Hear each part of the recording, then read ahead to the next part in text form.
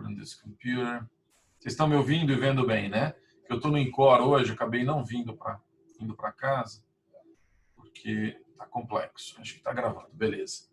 Então, acho que como eu falei, a aula é relativamente tranquila e rápida. Eu imagino que a gente termine. Então, eu vou voltar de novo ao conceito de que em aterosclerose, estenose é diferente de fluxo, que é diferente de perfusão, é diferente de isquemia. O Bruno, inclusive, é um expert nisso, né, Bruno?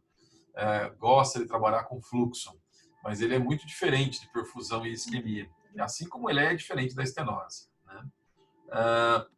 Gostar eu gosto, mas estou longe de ser expert. Vamos ter um belo trabalho publicado no ABC aí. Pois é, isso já o torna um expert. Isso já o torna um expert.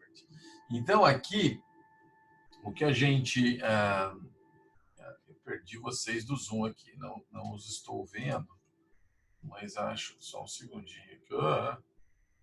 Acho que é a janela. Bring on to front.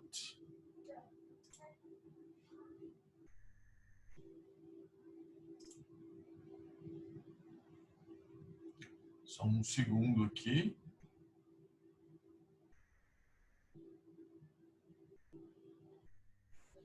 Acho que se eu deixar aqui vai dar certo.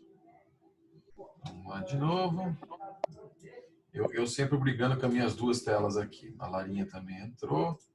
Share. Ele tá vindo. Tudo bem aí? Veja se está entrando direitinho o slide. Entrou? Entrou, né? Tudo bem. Beleza, ótimo. Excelente. Então, vocês lembram esse primeiro gráfico aqui? Eu vou parar um pouquinho mais aqui, que eu falei, acho que são poucos slides e a gente vai passar rápido isso. Mas lembrar que na situação de estresse, né, que a gente usa normalmente na prática clínica para avaliar perfusão e isquemia, na verdade a gente sabe que a gente não está avaliando isquemia. Isquemia é um processo intracelular, né, onde a queda de oxigênio vai levar à diminuição da ATP, etc, etc. A heterogeneidade de fluxo, que gera uma heterogeneidade de perfusão miocárdica do tecido, é que a gente explora nos testes funcionais, como cintilografia, como perfusão por CT, que nós vamos discutir em seguida. Lembrar que o fenômeno, muitas vezes antigamente chamado de roubo de fluxo, ele não é bem assim, né, que acontece. Isso aqui é coisa do Brown, né? Tá aqui, ó, vocês podem... E desse cara que estuda muito isso, que é o Gold. Tem várias publicações de revisão dele, ele é um fisiologista.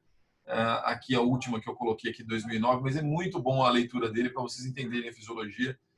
Então, por exemplo, quando eu tenho aqui uma situação de estenose, né, no repouso que ele está mostrando, o que acontece, na verdade, eu tenho uma diferencial de pressão aqui, né, e para manter o mesmo fluxo, o que acontece? Há uma vasodilatação das arteríolas pré-capilares, esse R2, diminuindo a resistência e, portanto, aumentando o fluxo.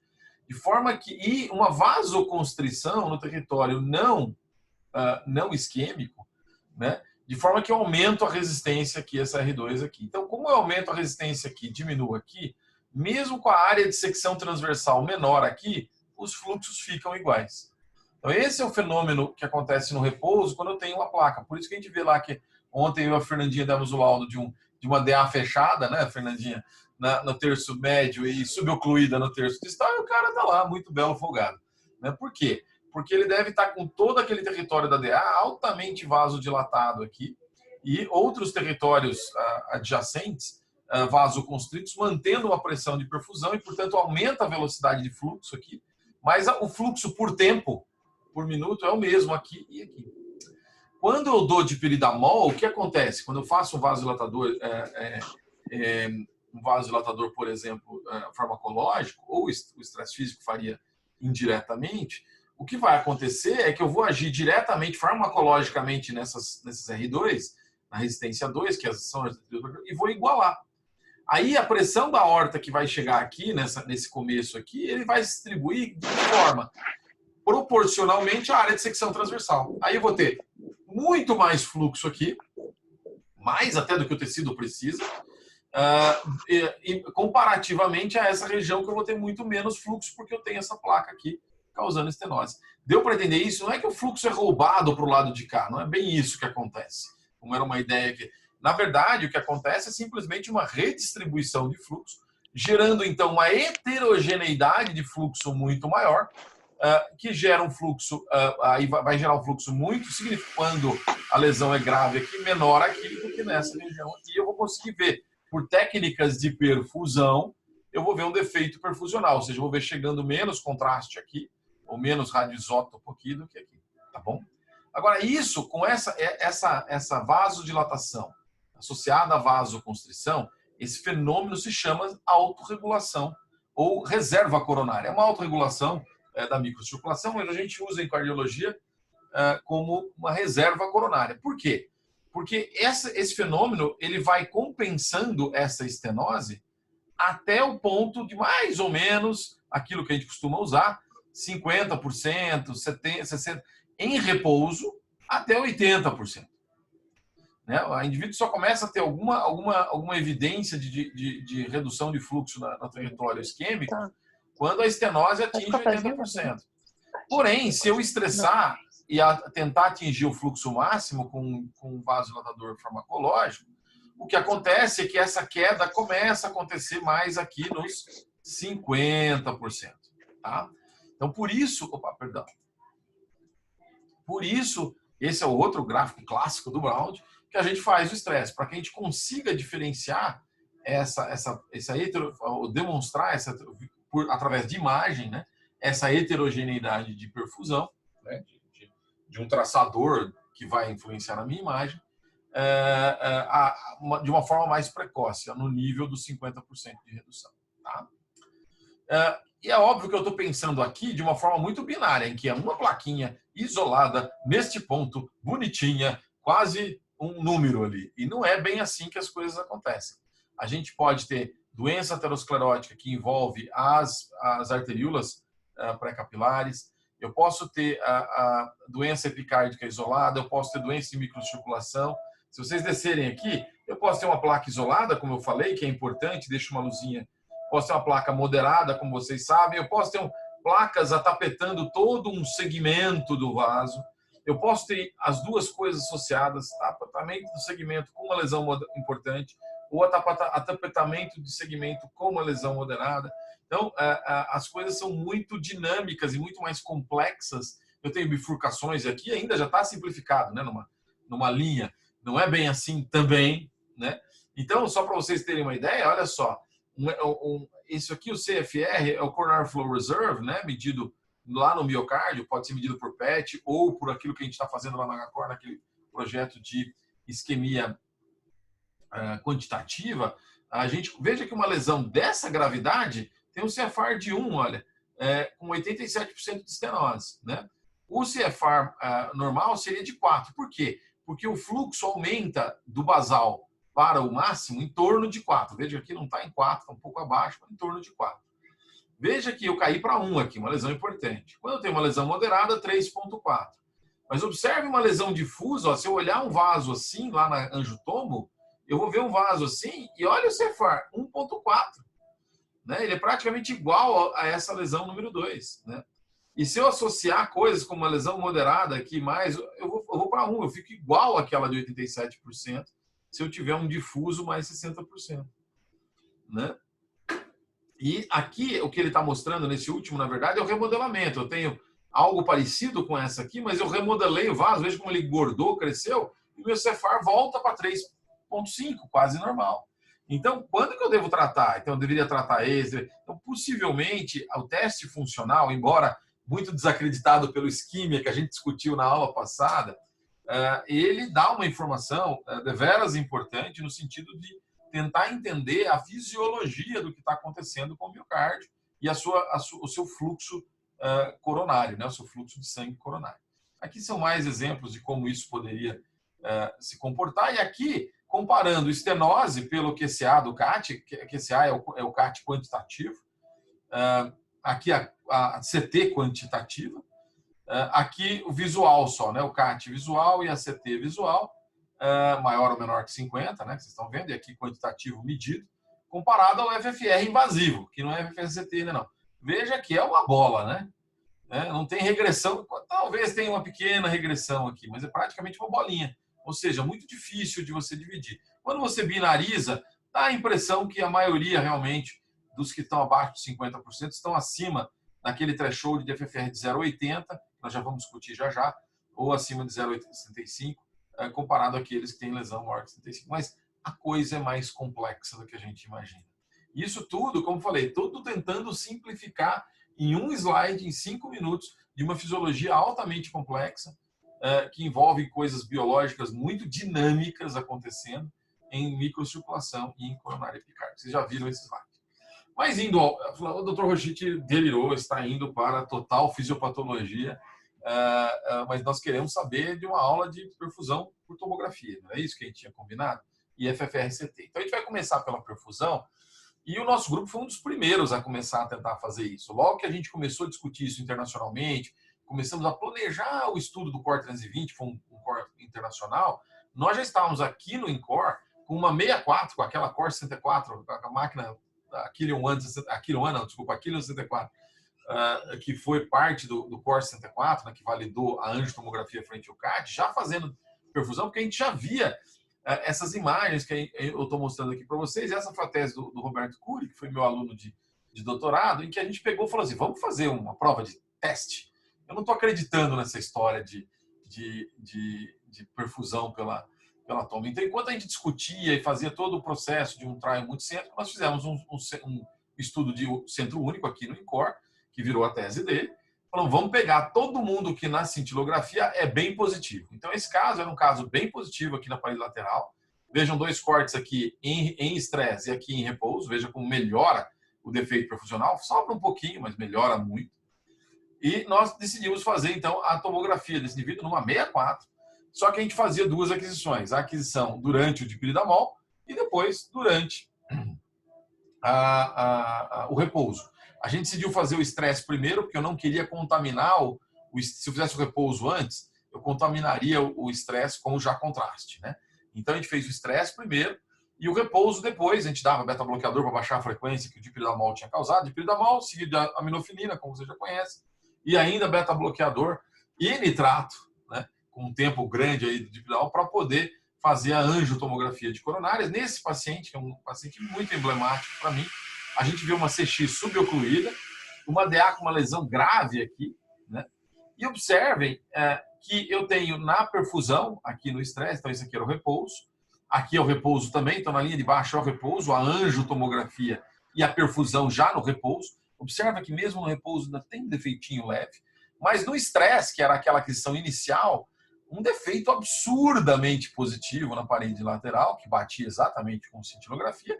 Mas se vocês forem ser bem criteriosos, observem que havia, diferente dessa região aqui do septo basal ou da lateral, um defeito perfusional nítido. Esse é muito evidente, né? Mas esse é o tipo do defeito que a gente vê normalmente em uma perfusão de tomografia. Todo mundo está observando? Espero que a qualidade da imagem esteja boa. Dá um joinha aí se a qualidade está boa. E veja que esses são cortes subjacentes, de eixo curto, aqui no anteroseptal e aqui no anteroseptal um pouquinho mais evidente. Cadê esse defeito aqui na cintilografia? Nada, né? Nada. Veja que a gente não tem nem no estresse e nem no repouso. A gente não vê esse defeito. Então, uma resolução transmural muito superior da tomografia, permitindo ver essa lesão. Falar, Rochit, isso é artefato. Aí vamos voltar lá na angiotomografia. É mesmo? Olha só a placa que tem na DA. Eu acho que é ela mesma que está causando isso aqui. Então, bem claro. E aí eu falo, mas eu não acredito na toma, é um artefato da toma. Tá bom, é um artefato da toma. Suboclusão, praticamente oclusão, né, da CX, embora não tenha um infarto evidente, e aquela suboclusão quase da DA. Veja que o CAT não mostra o que está sentado aqui em cima, que é exatamente essa placa monstruosa aqui. O CAT só mostra a luz, né, em bico de lápis aqui praticamente, e observem que é uma grande DA, mas que talvez em função de a cintilografia comparar paredes, isso aqui é tão mais evidente, é tão mais grotesco na lateral, que ele acabou não valorizando, né, talvez nas normalizações que são feitas, a parede anteroseptal, ou mesmo resolução espacial, como eu havia citado. Então, esse é um caso muito emblemático e, para mim, mostra que a perfusão da tomografia deve ser superior à medicina nuclear. Neste caso, a gente não tinha como comparar, porque nós selecionamos pacientes positivos para a tomografia. Esse é um outro caso, para não ficarmos num só, em que claramente o repouso normaliza, tanto na cíntilo, normal, assim, quanto na tomografia, estresse, repouso, e a gente tem um stent com um bom, vocês veem aqui uma hiperplasia não intimal importante no meio do stent, que confirma no cateterismo, e esses dois casos são da tese do Cury. A gente publicou ela, deixa eu ver, está aqui, está dizendo onde foi, eu não sei se eu pus a referência correta, foi publicado na American Journal of Cardiology, veja, em 2010, lá se vão 10 anos. Mas, como tudo nesse mundo, a gente tem que validar de forma internacional e multicêntrica. Nós fizemos o seguinte, eu estou tomando um cafezinho, eu peço desculpas aqui para me manter ativo aqui. Juntou aquela mesma rede que a gente tinha no Core 64, com alguns adicionais, entrou no Japão, que só tinha Iwate, entrou Keio, Mio e Sanluk, acho que no Core 64 só tinha Iwate. Juntou o Einstein também, que não tinha no Core 64, juntou aqui no Brasil. E acho que nos Estados Unidos ficamos nos mesmos centros. E Higgs entrou também na Europa. Charité e Lund já estavam no Core 64. Juntando todo esse grupo todo, que é esse grupo aqui, a gente acabou, então, montando o Core 320 com que objetivo? Com o objetivo exatamente de comparar a angiotomografia, eu acho que eu vou entrar aqui, deixa eu ver, isso, eu vou voltar aqui, comparar, então, a primary hypothesis, que a gente chama, né, a nossa hipótese principal era de que se eu fizesse uma angiotomografia, eu queria saber e combinasse o resultado da angiotomografia com estenose acima de 55%, mais um defeito perfusional no mesmo território. Não vale o defeito, eu tenho uma placa na DA e um defeito inferior, né, inferior basal, por exemplo. Não dá. Né? A gente não considerava isso um artefato, mas quando eu tinha no mesmo segmento, eu considerava esse indivíduo positivo para isquemia. A gente pensou em fazer FFR invasivo, mas multicentricamente era muito difícil num trial grande desse. Então a gente decidiu fazer o que o clínico usa no dia a dia para dizer e mandar o cara para CAT e angioplastar sem dúvida. É uma lesão acima de 50 com defeito perfusional. E o clínico usa como gold standard o quê? Um CAT com um SPECT. Então, se eu tivesse uma lesão na DA, com um SPECT positivo na DA, na parede anterior, é óbvio que esse cara merece angioplastia. Portanto, esse era o meu gold standard. E a gente usou o teste da tomografia mais a CTP, a perfusão pela tomografia, porque é um único teste, na verdade, são duas avaliações, mas um único teste, contra um gold standard híbrido de 2 testes. Tá? Aí, então, montou-se esse grupo todo com essa hipótese e os resultados foram publicados. Nesse caso, eu tive, no lado do New England, eu fui o segundo autor, mas nesse eu fui o primeiro autor. A gente publicou no European 4 anos depois, né, em 2014, depois que a gente começou a fazer perfusão lá com o Cury, 4 anos depois a gente conseguiu publicar esse trabalho. E o resultado desse trabalho é exemplificado aqui nessa imagem, em que eu tenho, então, e também exemplifica aqui como usar isso, né? Porque você fala, olha, eu tenho uma lesão aqui na DA, que eu não tenho dúvida que é uma lesão grave, né? Então, eu não sei se eu estou ajudando muito, mas, de qualquer forma, para mim é uma lesão grave. Na CX eu acho que não tem nada, essa imagem para mim está meio borrada, espero que dê para vocês acompanharem. Plaquinha mista com nódulo de cálcio, mas a princípio a CX eu juraria que não tem nada. E a CD tem muito cálcio, principalmente aqui, ó, e aqui, que eu realmente não consigo, a resolução realmente do slide não ficou muito boa, mas e distal, então, impossível praticamente eu dizer se aqui tem ou não uma lesão significativa. Então, aqui eu fico limitado. Então, na perfusão, ela me ajudaria muito a definir isso. E se eu olhar a perfusão, eu realmente lembro, comparem com aquela lá, que eu acho as minhas imagens da 64 melhor que a das 320, porque aqui a gente fez a adenosina e a gente fez a perfusão depois, né, já contaminada. Eu acho que não fica tão evidente. Mas veja que há, comparado à parede inferior, uma área mais escura na parede anterior. A parede lateral não parece haver nada que chame atenção, que corresponderia a CX. E nessas duas câmaras aqui, vejam que eu consigo ver na parede inferior uma área bem perfundida. Aqui no inferoapical começa a ficar escuro e que sobe aqui pela parede anterior. Então, o anteromédio apical e o inferior apical parecem ter realmente um defeito perfusional que corresponderia a DA. Então, se eu fizesse somente a angiotomografia, eu diria que o cara tem lesão, ele seria um biarterial com lesão crítica em DA e CD. E mandaria ele para CAT de qualquer forma. E nada na CX. Porém, se eu tivesse feito, como nesse caso foi feito, o estresse, eu já diria que não. Que ele é uniarterial e o grande problema dele, se ele tem uma dor no peito, é a DA, com uma lesão significativa e defeito perfusional associado naquele segmento. Bom, o CAT mostra exatamente isso, uma lesão muito grave na DA, aqui vista também. A CX tem lesões, mas não é tão crítica, embora tenha uma marginal que eu achei aqui com lesão, mas que não, veja que não correspondeu a um defeito perfusional. E a CD, apesar de toda aquela placaiada toda, ela, da sua parte mais médio distal, proximal, médio até distal da CD, não tem lesão crítica, embora nos ossos das DP e VP talvez tenham lesões moderadas aí, talvez mais significativas, mas que talvez também, novamente, não estão. Lembra lá do Gold de novo. Nem sempre a anatomia vai bater com a perfusão. E nesse caso, aparentemente, pelo teste funcional, a perfusão não estava sendo afetada. Mas esse não é o gold standard, né? A Tomo não é o gold standard do teste funcional nesse trabalho. Quem era? O SPECT. O que o SPECT dizia na parede inferior? Veja essa imagem igualzinha da Tomo, né? Parede inferior totalmente captante e a parede anterior, anterapical, com diminuição de captação no estresse, que é a linha de cima, melhorando no repouso, que é a linha de baixo. Tá? Então, claramente, uma parede anterior com isquemia e a inferior nada, né? Nem no estresse, nem no repouso. Lateral também não. Aqui no eixo curto, observem também uma melhora aqui no anteroceptal, relacionada, então, à descendente anterior. Então, esse é um caso nítido em que a gente pode dizer que a gente consegue identificar onde está o problema, né? Usando esse método híbrido, anatomia mais função. Eu sempre digo que eu acho que se eu pudesse ter no mundo ideal, vamos dizer que eu não estou pensando em radiação, nem dose de contraste, nem custo, nada. Eu estalo o dedo e tenho resultado. Eu quero só anatomia, eu quero só função, ou eu quero os dois. É óbvio que eu quero os dois. Os dois é sempre melhor.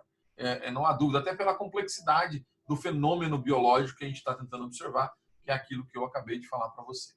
Então, aqui é o resultado principal do trial, mostrando, então, que comparativamente para todos os pacientes, ao CAT mais SPECT, que CA é o CAT quantitativo mais SPECT, eu tive uma área para todos os pacientes, uma área sob a curva de 0,87, quase 90, com um intervalo de confiança relativamente fechado, para predizer o resultado do QCA mais SPECT. Quando eu tiro os pacientes que têm infarto prévio, por que a gente fez isso? Os indivíduos que têm infarto prévio, eles vão ter defeito perfusional pelo infarto, né? E isso pode confundir. Eu posso ter uma lesão, às vezes até importante anatomicamente, mas que não está causando isquemia, mas pelo fato de eu ter tido um infarto naquela região, eu vou dar como positivo e acaba atrapalhando o meu resultado. Então, se eu retirar indivíduos com infarto prévio, a minha acurácia sobe para 0,90, a área sobre a curva, veja a linha vermelha, a área fica maior aqui embaixo. E se eu ainda tirar indivíduos sem doença coronária prévia, ou seja, indivíduos que estão sendo avaliados pela primeira vez, eu subo para 93 com uma área, um intervalo de confiança bem fechadinho e mais para cima, até 97, que é essa área verdinha aqui, essa curva verdinha de sensibilidade sobre a especificidade. Se tiverem dúvidas, vocês podem me interromper, viu, meninos? Não tem problema, essa é uma aula que a gente tenta ser o mais informal possível. O outro resultado importante que a gente fez igual a gente fez lá no Core 64, a gente tentou prever quem ia para a revascularização. E, novamente, pegando o CTA e o CTP, ou então, pegando o CAT mais o SPECT, os dois preveem o evento clínico de ir para a revascularização de forma igual, né? Com a área sob a curva de 72, 0,76. Tem um barulhinho de microfone aberto aí. Então, podem falar, não tem problema. Mas se não for falar, é melhor fechar o microfone. Bom, esse trabalho é um trabalho que fala assim, o andorinha não faz verão. E é verdade. O Rich George, inclusive, que foi o segundo autor ali junto comigo no trabalho do Core 64, ele ajudou o Ricardo Cury, que é o irmão do Roberto, né, que foi meu aluno, que está lá nos Estados Unidos, a fazer um outro trial multicentro, usando uma a gente, em vez de usar a adenosina, que foi o que a gente usou no Core 320, ele usou o regadenoson, que também um agonista semelhante à adenosina, só que não precisa ser infusão contínua, é em bolos, e comparou a perfusão por CT versus a perfusão com SPECT também. E veja que ele conseguiu uma curva muito semelhante à nossa, só que aqui ela é mais quebrada porque ele não fez o quantitativo, ele fez só qualitativa a lesão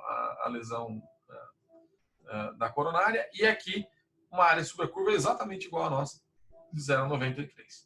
Mostrando então que dois trials multicêntricos mostrando a mesma coisa. O Dr. Tiago Magalhães, que nessa época do Core 320 também foi meu doutorando e pós-doutorando, na verdade, pós-doc e pós-doc. Ele fez pós-doc com a gente na USP, na época do pós-doc, na verdade, ele já estava lá na Hopkins, também ajudou a publicar uma visão do Cortlandt 20 com a visão combinada. Porque no trial multicêntrico, a perfusão ia para o core lab da Hopkins e a angiografia ia para um outro core lab e o SPECT ia lá para Boston, em Massachusetts, outra cidade. As leituras eram absolutamente cegas e independentes. Mas não é isso que a gente faz na prática clínica. Na prática clínica, a gente olha os dois juntos. Foi o que o Thiago fez. Ele pegou e classificou, então, de forma não quantitativa também, foi de forma semi-quantitativa, né? Mas é aquela visual que a gente está acostumado a fazer. Também, visualmente, a perfusão e avaliou, então, a acurácia, sensibilidade e especificidade do CAT, da tomo de perfusão versus mais angiografia contra o CAT, mostrando resultados também muito bons. E aqui um exemplo um exemplo de concordância aqui no de cima dele aqui, em que a gente tem uma lesão moderada, eu diria, veja com uma qualidade muito boa. Esse é um exame do INCOR, né? Um exame de qualidade A. Aquela outra imagem que eu mostrei para vocês, aquela era do internacional qualquer. O CTP aqui com um defeitinho perfusional, sem defeito perfusional, aparentemente, também confirmando no SPECT. O SPECT, na verdade, até talvez tivesse alguma coisa anteroceptal aqui, né? E aqui embaixo, um paciente 2, que tinha uma lesão aparentemente mais severa, mas mais distal aqui embaixo, também difícil de avaliar, mas nitidamente com defeito perfusional inferior, né? Estresse, repouso, confirmando aqui com a medicina nuclear. Então, um confirmativo aqui aparentemente negativo. Eu não me lembro, honestamente, eu preciso lembrar, porque eu olhando essas imagens, eu diria que houve um mismatch do SPECT aqui, né? A impressão. Mas eu acho que isso não foi, às vezes é a maneira como eles codificam isso. Veja, porque não mudou muito, parece até pior no repouso do que no estresse. Então, isso aqui não deve ser isquemia, foi considerado, acho que, negativo. E aqui sim um match positivo, com isquemia inferior igual à da tomografia.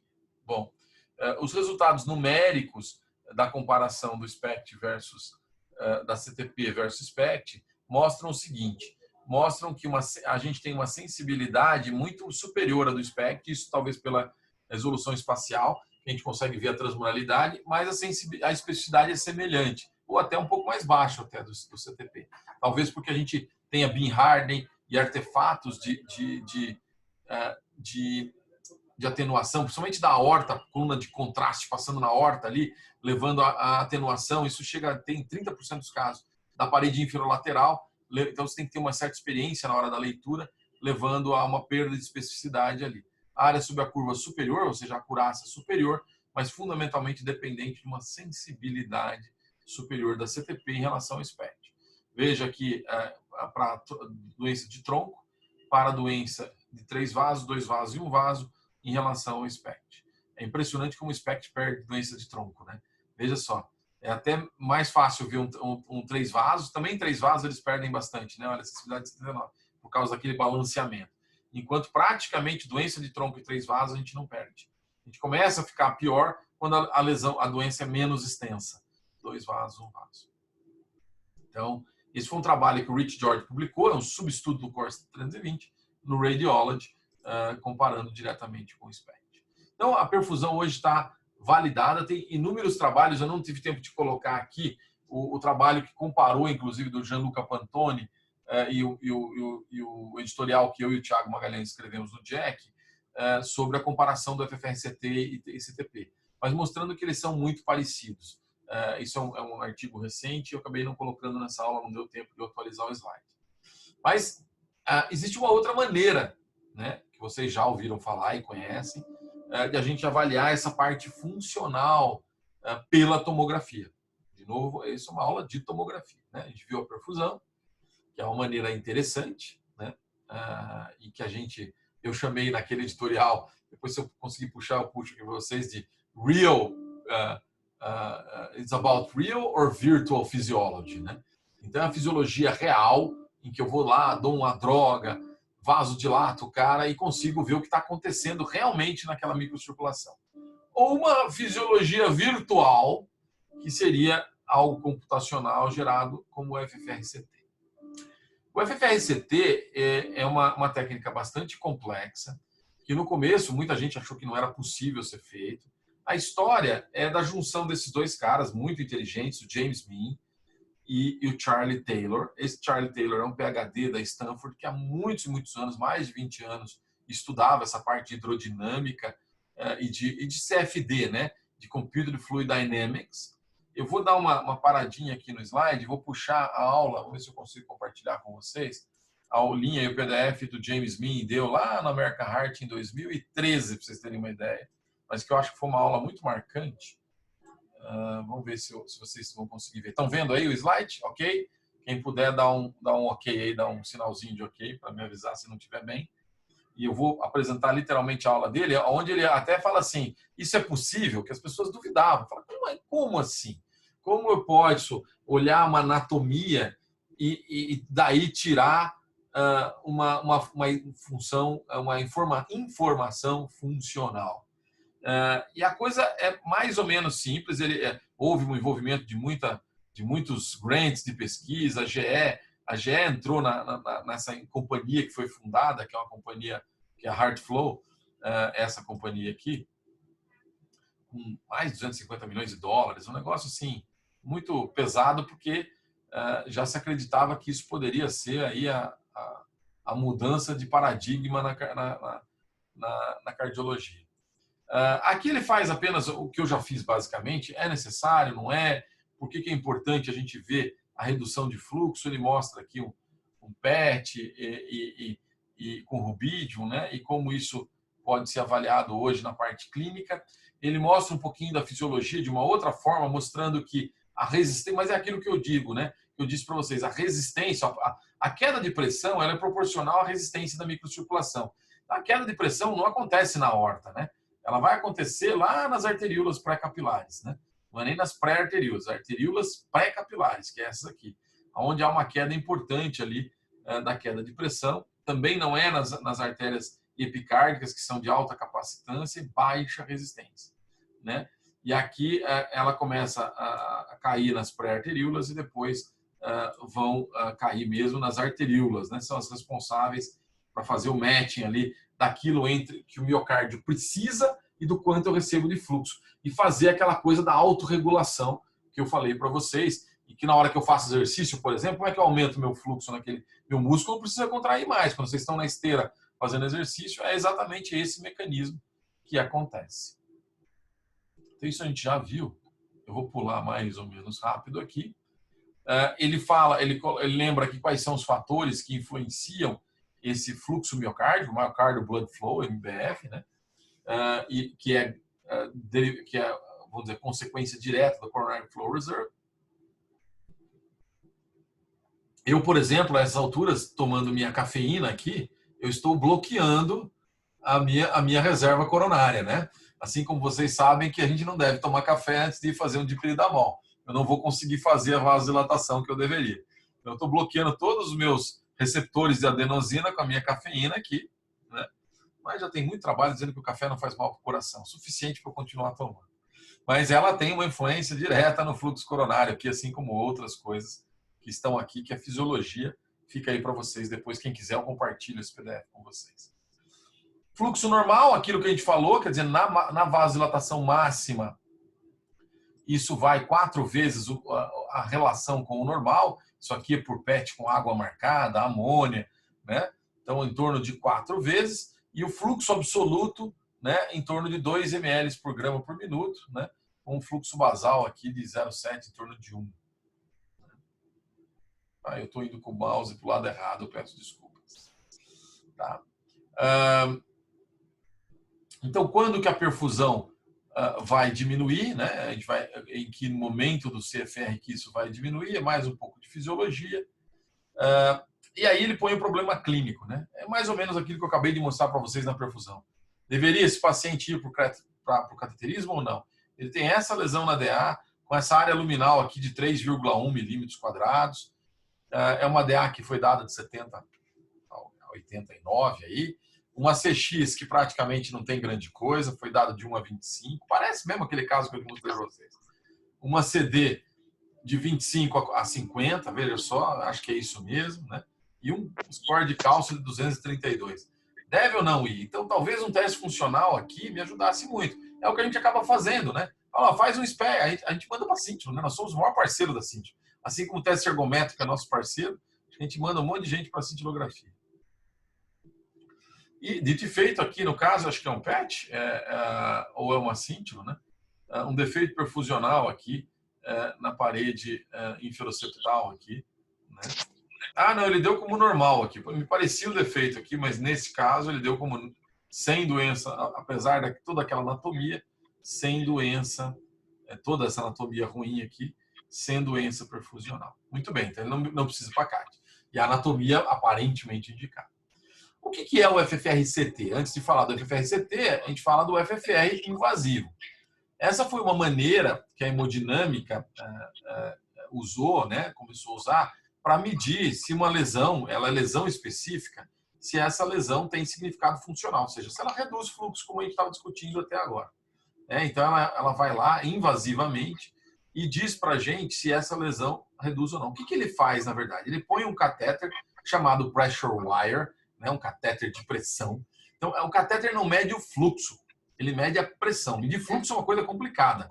Não adianta eu botar um catéter ali, como é que eu mediria o fluxo? Ele poderia até ver, o ultrassom pode ver velocidade de fluxo, mas o fluxo eu teria que medir exatamente quanto de hemácia está passando ali, quanto de ml está passando ali, é muito difícil. Então, o que o catéter mede, na verdade, da FFR é a pressão. E ele mede a pressão aqui na parte proximal à lesão e na parte distal à lesão. O que a gente sabe da fisiologia é que se eu fizer essa medida de pressão durante a vasodilatação máxima, ou seja, quando eu dei a adenosina, essa diferença de pressão, o gradiente, é proporcional à diferença de fluxo, à queda de fluxo. Por isso que o FFR é dado como uma razão, um número absoluto, abstract, é uma razão dessa queda de pressão que vocês estão vendo aqui, tá?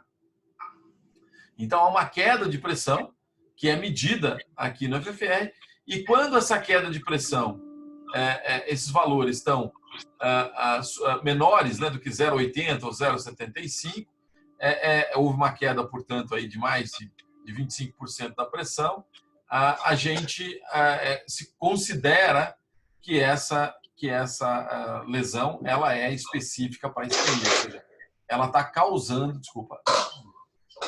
perdão.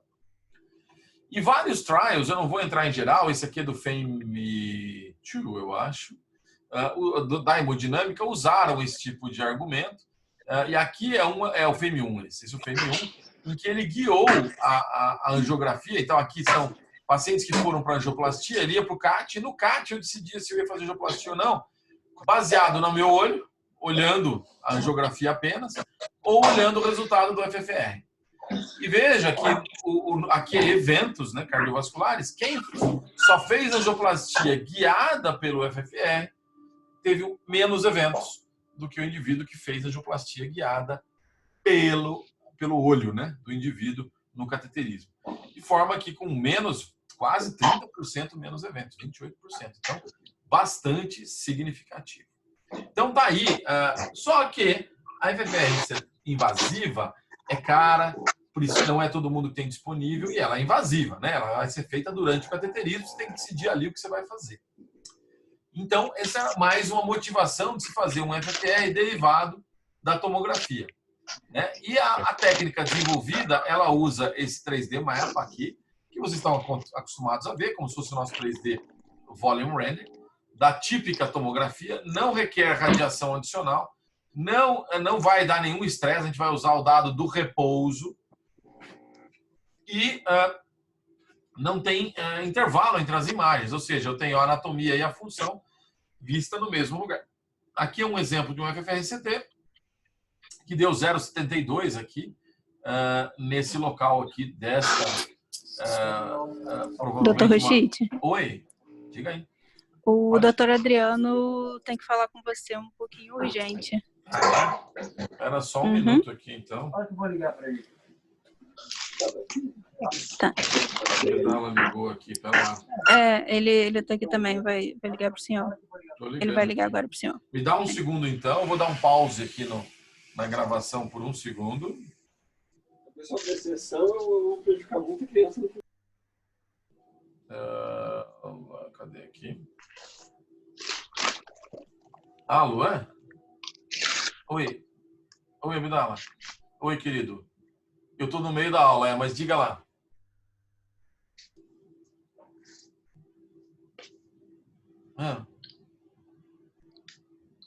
É que a Simone pediu ontem para mim. Isso vai fazer. Ela queria fazer hoje, se eu não me engano, não é isso? Ah, não é a outra? Essa é outra. Isso. Não, mas a Simone falou dessa para mim ontem. São dois hoje, então? São dois exames? O de ontem eu já liquidei, mas a Simone falou que teria um para hoje.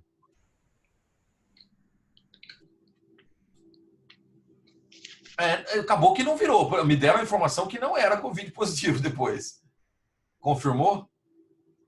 Oh, que beleza. Eu fiquei ali pertinho. Beleza, maravilha.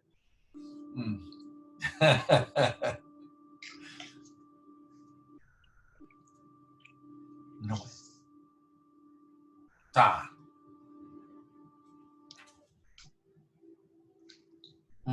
Seria fazer lá no 2.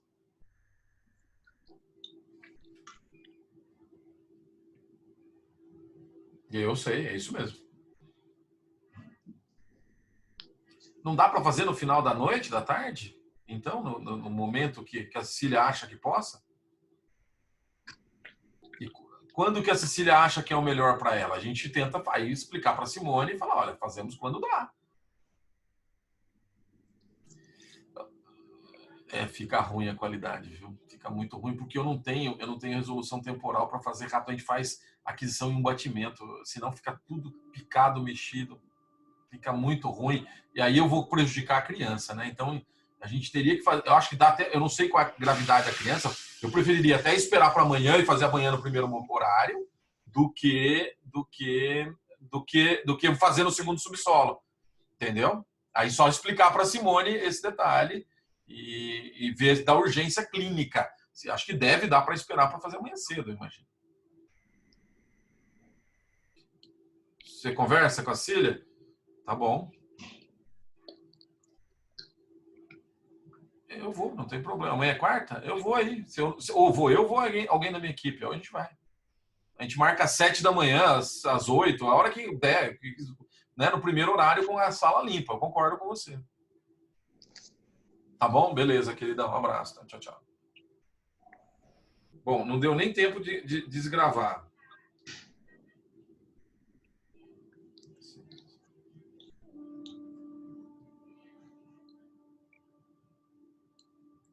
Aí o Adriano está fazendo... Tem um outro caso de Takotsubo com Covid. Que legal. A criança que eu fiz ontem, quase dei um beijo nela e é um Covid. Falaram para mim que não era, né? Ela ia descer com Covid, aí falaram que não era, enfim... Fica tudo gravado aí, mas se daqui a alguns 5 dias eu ficar gripado, vocês me avisam. Aviso vocês. Bom, vamos voltar aqui, meninos. Desculpem a interrupção. Vamos tentar. É um caso, para quem é do HCOR, é uma criança que a gente precisa fazer no 3S e está cruzando com os Covids. E essa, sim, é uma criança negativa.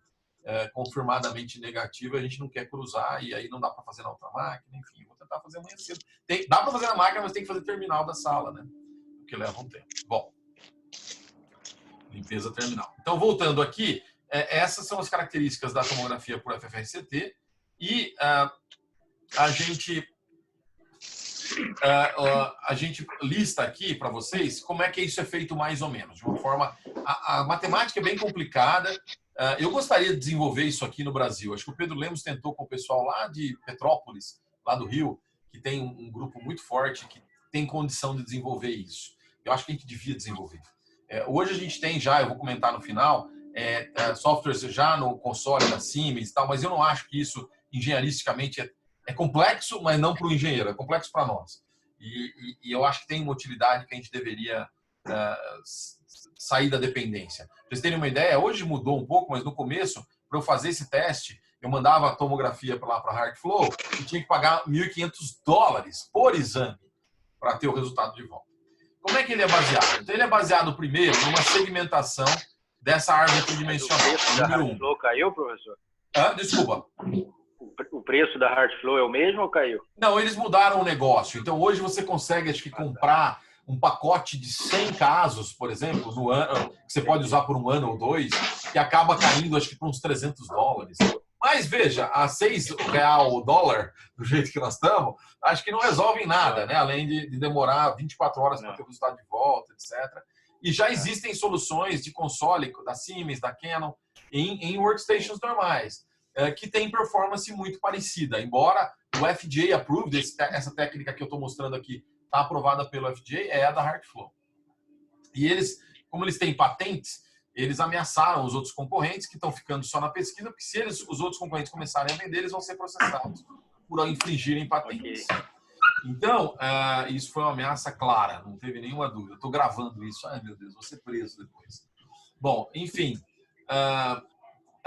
esse modelo é baseado essa é a fofoca que rolou. Não é fake news, não, e se algum juiz pegar essa minha gravação, que vai para o YouTube depois, eu não estou criticando nenhuma empresa, tá? Não tenho nada a favor de uma ou de outra, mas foi o que rolou no background das fofocas.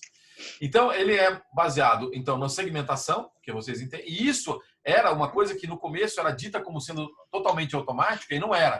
Isso ia lá para a Índia, um cara altamente treinado a fazer, porque desse contorno, isso é a minha crítica pessoal ao FFR, desse contorno, que é o contorno luminal interno, quando eu tenho um cálcio, por exemplo, que contorno eu uso? Quer dizer, tudo bem, eu vou definir qual o contorno que eu vou usar, baseado em alguns critérios, mas é muito difícil. E não é automático, e tem correção manual nessa história. Eu ainda segmento o ventrículo esquerdo para ter a massa. Por quê? Porque o tamanho, é por isso que, por exemplo, no software da Siemens, a gente tem que medir DA, CD e CX. Ele não faz medindo uma só. Eu tenho que medir as três. Todo o cálculo é baseado no contorno, né? Porque eu preciso saber qual é a importância de cada vaso, para proporcionalmente aquilo que a gente mostrou na fisiologia. Então, eu preciso medir a massa ventricular esquerda, né, através de um modelo paramétrico aqui chamado Lumped Parameter Model, né, e ainda acoplado a um modelo pulsátil da coronária. Então, veja, do ponto de vista engenheirístico, isso não é tão simples. Eu ainda associo a interação entre o coração e os vasos, né, fazendo uma escala através de leis aqui aloméricas, né, de pressão e fluxo. Vou medir a resistência da microcirculação através de leis de morfometria, entre distância de coronária e resistência.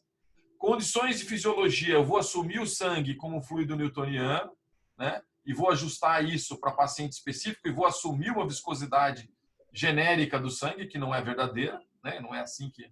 E assumindo o sangue também como fluido incompressível, que faz parte do newtoniano. E ainda vou induzir uma hiperemia. Lembra o que eu falei? A gente não vai fazer aquisição com isquemia aqui. Aqui é angiotomo convencional, sem nada. E como é que eu vou inferir a hiperemia, então? Eu vou fazer uma indução calculada naqueles quatro que eu faço lá, multiplico por... Não é bem isso, né? Mas multiplico por 4 para computar a vasodilatação máxima. E ainda vou usar, no final de tudo isso, depois de tudo isso, vou usar uma equação chamada de Navier-Stokes, bem famosa são essas equações, eu aprendi bastante, eu participei de uma tese uma vez lá em Brasília, na UNB, que era só sobre isso, e eu acabei aprendendo na marra isso aqui, um pouquinho disso.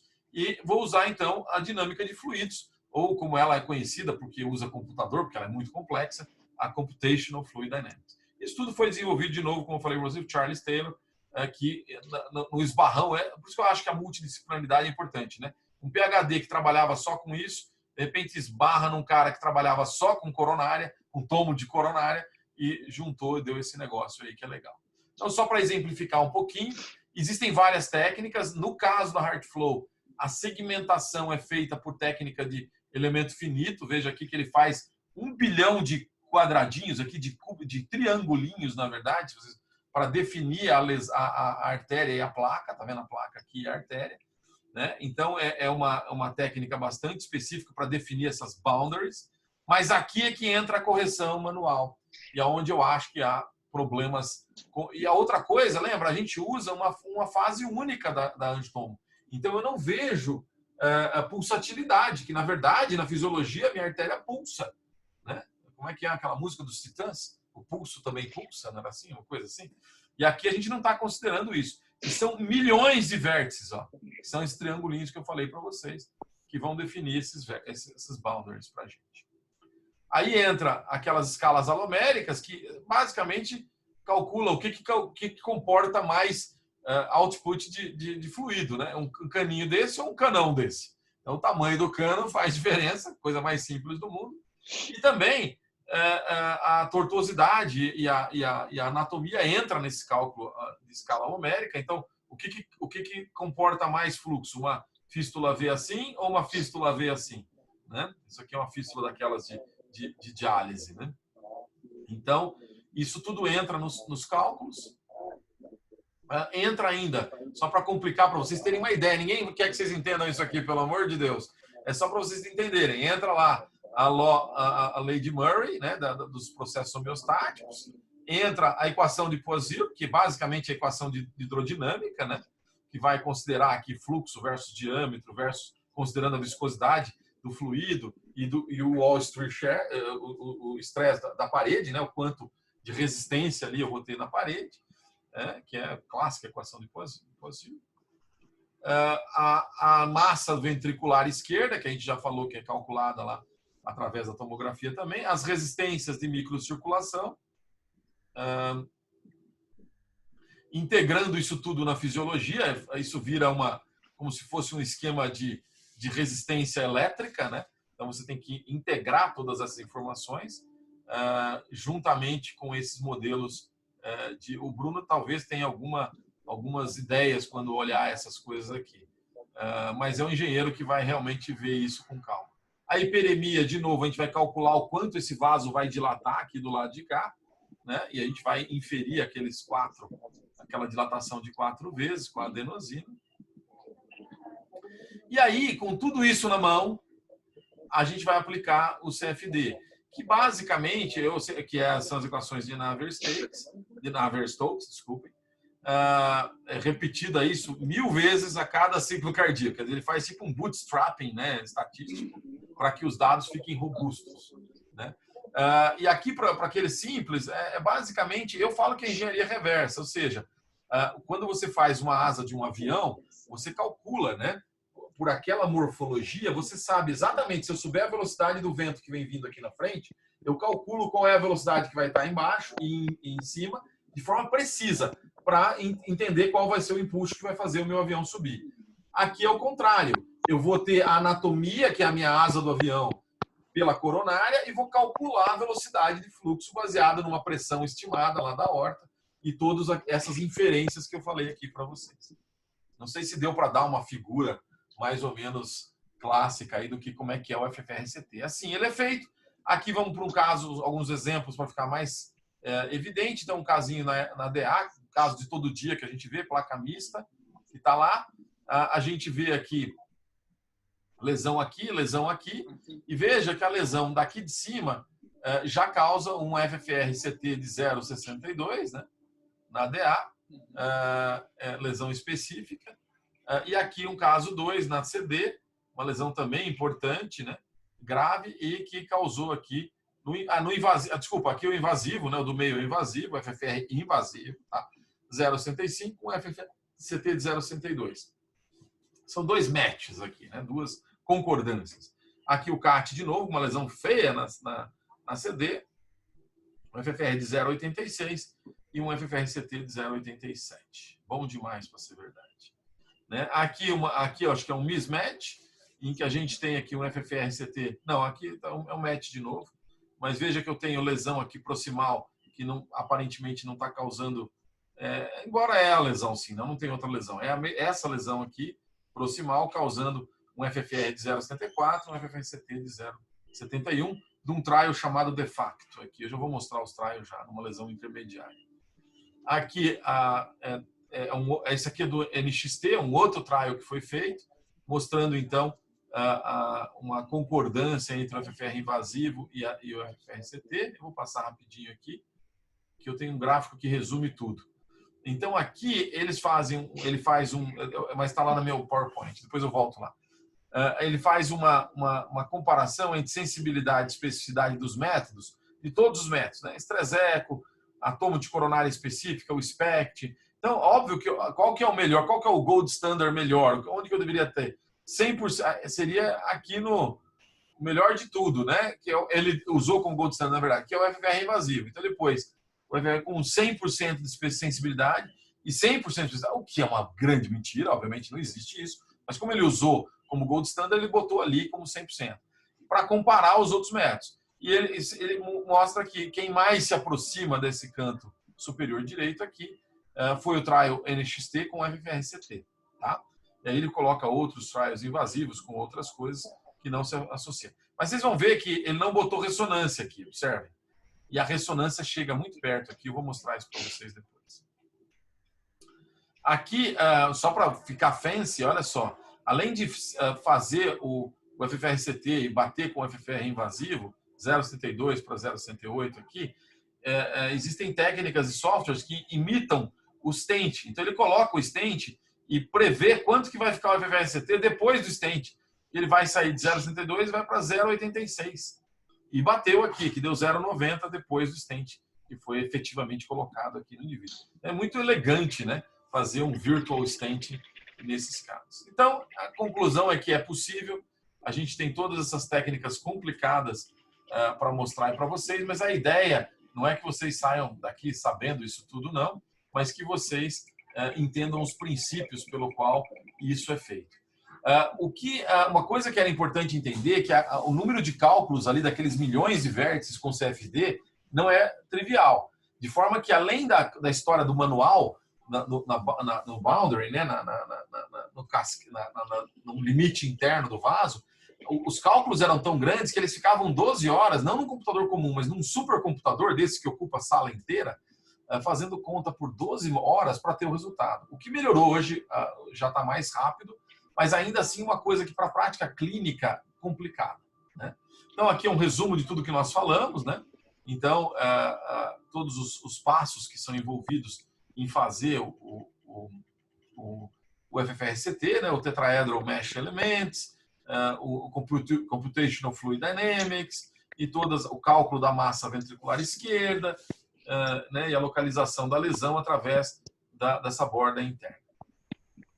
Aqui estão os trials. Então, teve o Discovery Flow, o Defect e o NXT. Tem um quarto trial que não está atualizado nesse meu slide, mas o NXT foi o melhor de todos. O de fato foi negativo, ele não atingiu o endpoint primário dele. Veja que ele não conseguiu aumentar muito. Ele pegou uma tomografia já com baixa acurácia. Ó. Quando que uma tomografia tem 64% de acurácia? Angiografia isolada? Nunca, né? A gente sabe que é muito maior que isso. E cresceu para 73 com o FFRCT. Então, ele foi um trial muito complicado, numa fase muito inicial da FFRCT. E o que a gente vê é que, quando é normal, esses são blend Altmans, né?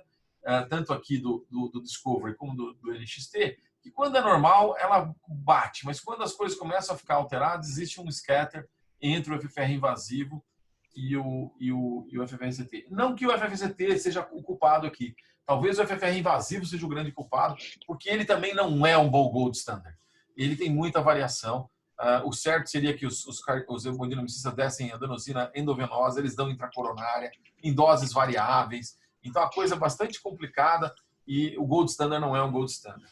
Esse é um exemplo lá do HCore nosso, que foi um trabalho apresentado no DIC em 2018, 2 anos atrás, que ganhou o prêmio de melhor e está publicado. Não sei se já saiu ou não, se algum dos meninos do HCore disserem para mim, está publicado, está aceito no ABC Imagem, não sei quando sai publicado, usando uma técnica que, aquilo que eu falei, em vez de usar um supercomputador para fazer com o CFD, que é muito cálculo, eles usam um banco de dados com machine learning, né, de 100 mil lesões com o resultado do FFRCT e calcula em 15 minutos para você, baseado na lesão que você dá, essa imagem. Então, essa imagem que vocês estão vendo, que é uma imagem bastante duvidosa, seja no CAT, seja na tomografia, eu não sei exatamente o que é essa lesão, ela foi no FFR invasivo importante, 0,66, ou seja, abaixo de 0,75 e abaixo de 0,80.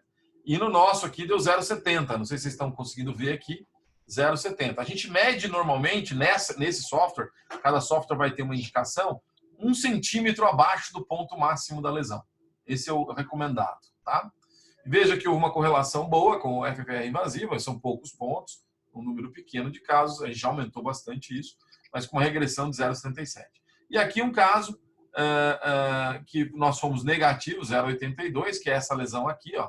Também uma lesão duvidosa, tem aqui, né? Uma lesão meio... É daquele do exemplo do Gold, né? É uma lesão segmentar grande no CAT, com um ponto um pouco mais forte aqui nesse começo. Será que a somatória disso tudo causa uma queda do FFR? E nesse caso não causou no FFR não invasivo, né? Por CT, o FFR CT, e também não causou no invasivo, então a gente conseguiu demonstrar isso. Então, a nossa acurácia da toma isolada foi 53 com o FFR. Isso, mas veja, aqui foi 53 porque usando o Gold Standard com o FFR. Então, a anatomia realmente não prevê tão bem o FFR invasivo.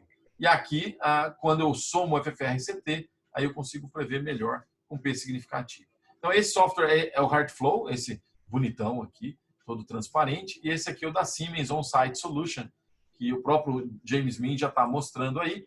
E o que ele mostrou um trabalho que foi feito pelo teste aqui, comparando os dois. Só que, a priori, o Gold Standard foi dado como HeartFlow, que é o HeartFlow clássico lá que eu mostrei para vocês. Vejam que a curva do ML é o Machine Learning Based CTFFR. Ela é o mesmo valor, 0,84, e ela fica exprimida na vermelha. Por que ela fica exprimida? Ela fica exprimida por quê? Porque, a priori, o teste estatístico foi provado para não inferioridade. Então, eu não posso passar. Senão, ela teria sido provavelmente melhor do que o teste Gold Standard, do que é o CFD, que leva 12 horas para calcular. Então, o Machine Learning, na minha visão, a gente discute isso naquele editorial que eu escrevi com o Thiago.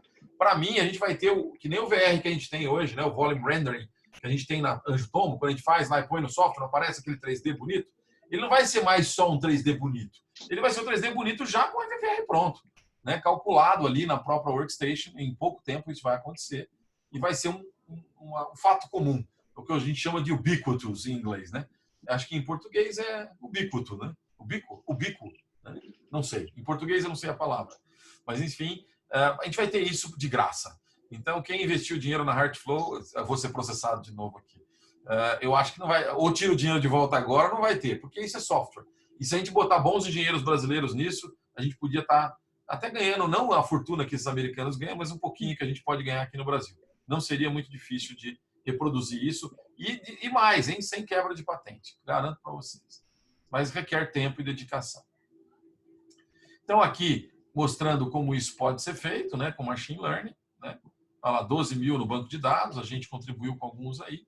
E essa é a minha visão da comparação, essa é uma aula que eu dei, mostrando que as duas técnicas são muito boas. Obviamente, o FFRCT ele é muito bom porque ele não vai precisar de estresse, você não vai injetar, né? O uso de estressor é no, eu não vou injetar 2 vezes, mas ele é altamente dependente da anatomia, enquanto a CTP não é, né? Ela é baseada no miocárdio. Então, a gente vai ter que ainda entender melhor isso. O Ischemia Trial já saiu, mostrando que a isquemia tem, vamos dizer assim, uma importância duvidosa na definição do que fazer com o paciente.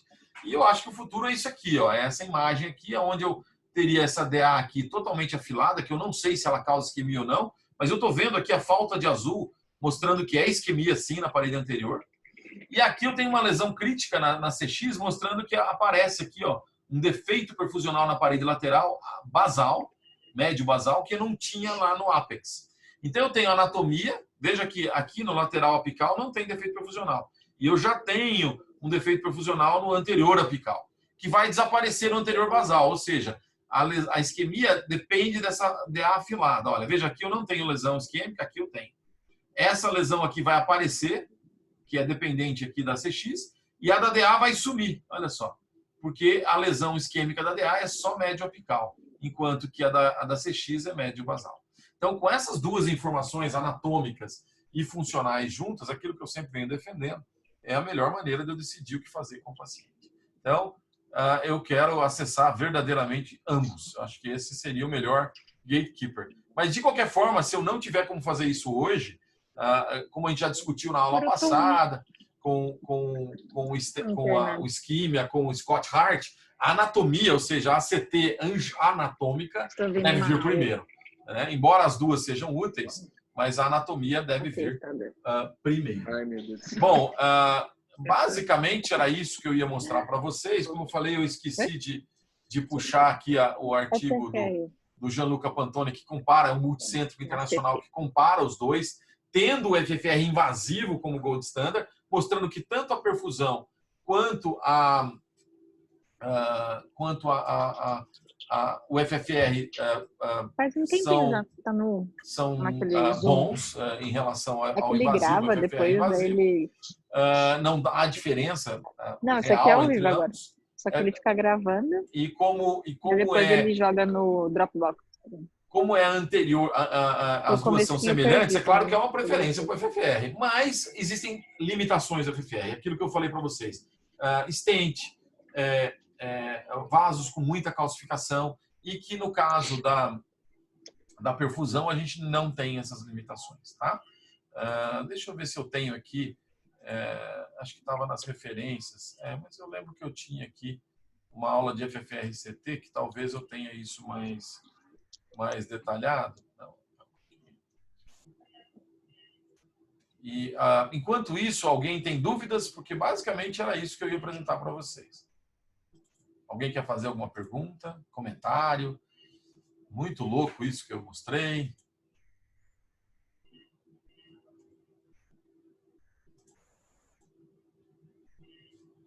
Silêncio total.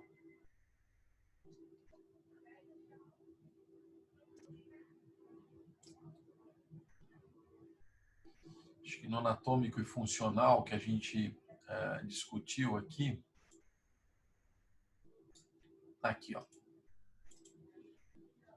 Perfusão FFR-CT de final de abril do ano passado. Já acho que a gente já tinha esses dados que eu falei para vocês. Essa é uma aula específica, talvez mais atualizada. Essas aulinhas que eu pego para vocês é uma aula que eu tento englobar tudo, mas não muda nada. Veja que os slides vão se repetir um pouco ali. Deixa eu ver se aqui no final tem essa comparação do FFR-CT com a perfusão e a gente encerra.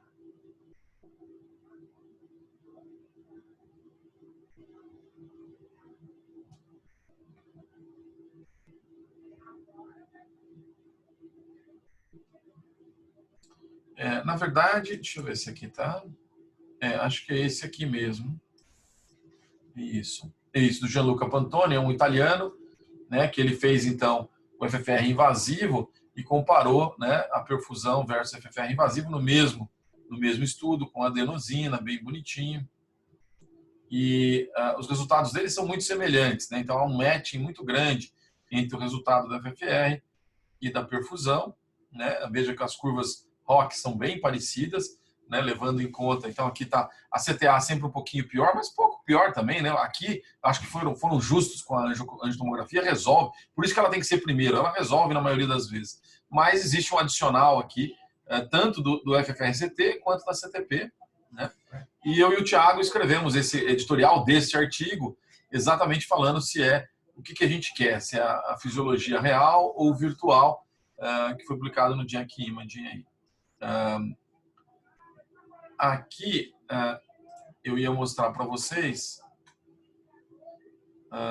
depois eu posso entrar em mais detalhes, mas aqui, como eu falei, é uma aula geral de tomo, né, que a gente está discutindo, tem os protocolos do porquê que isso funciona, acho que eu posso falar rapidamente, e dos primeiros trabalhos que foram desenvolvidos lá pelo Rich George, aquele que participou do Core 320, ele fazia os trabalhos em animal, né, mostrando aqui, ó, a perfusão dinâmica, né, que hoje a gente está começando a fazer, eu nem comentei com vocês, isso em animal, a gente fazia várias fases enquanto o contraste chegava, né? Hoje a gente consegue fazer isso em um ano, mas há uma dose de radiação que a gente prefere não fazer, mas hoje já se pode fazer mesmo com dose de radiação importante. Isso aqui é na cavidade, aqui é a diferença entre o miocárdio isquêmico e o miocárdio normal. Veja que é uma janela de oportunidade pequenininha para detectar.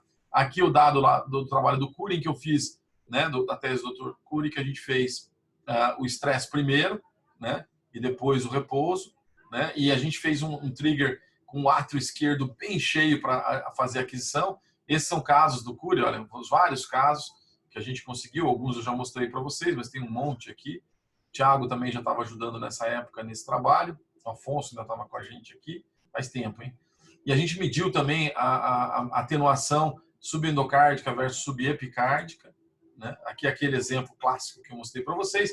E o resultado aqui de que quando eu vou somando coisas perfusionais à anatômica, isso a gente publicou no American Journal em 2010, a gente vai melhorando o nosso resultado. Aqui é o trabalho do Tiaguinho, que também mostrou aquele mesmo resultado que eu tinha falado para vocês.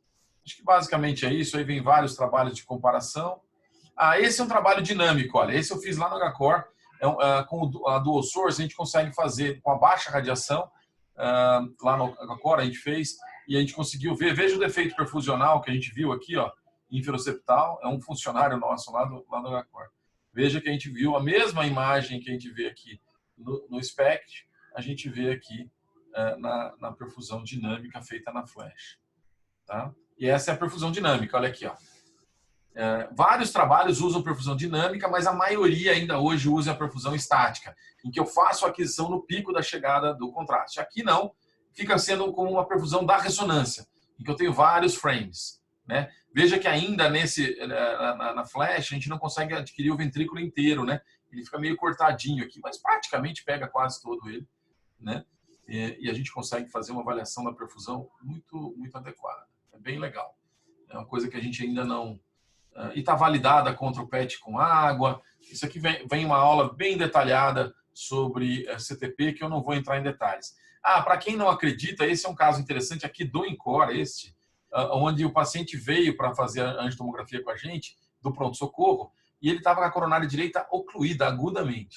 E não foi detectado isso no eletro, ele não fez um supra. Olha só o infarto que ele fez, a déficit perfusional que ele faz, envolvendo inclusive o papilar, né? E foi para o CAT com a CD absolutamente fechada, né? Num caso que foi uma suspeita de dissecção, por isso que ele desceu para fazer angiotomo. Não era de coronária, ele desceu para fazer a aorta. E a gente pegou a coronária. Olha só a diferença entre a perfusão do miocárdio perfundido para o miocárdio não perfundido. Nítido, né? Lindo. Isso aqui é quase aquele caso animal lá do Rich George em humano.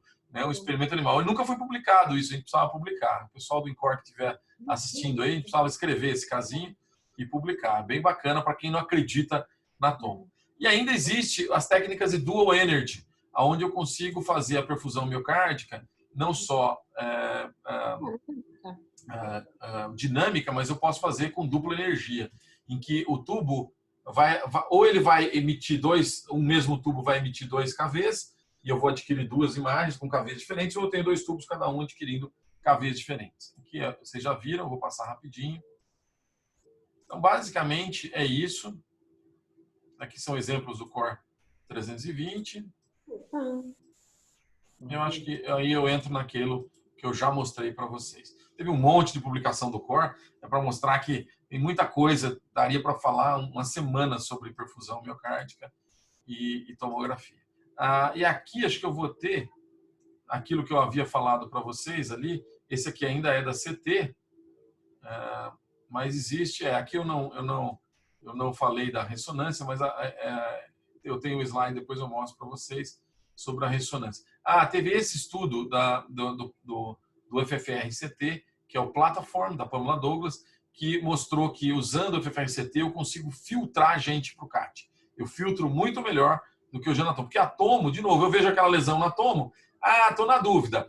A gente manda para cintilo. Mas se você não acredita na cintilografia, em muitos lugares não se faz, o cara vai para o CAT. E se você tiver o FFR-CT, você consegue filtrar melhor o CAT. Aqui aqueles nossos casos que a gente apresentou, o Machine Learning,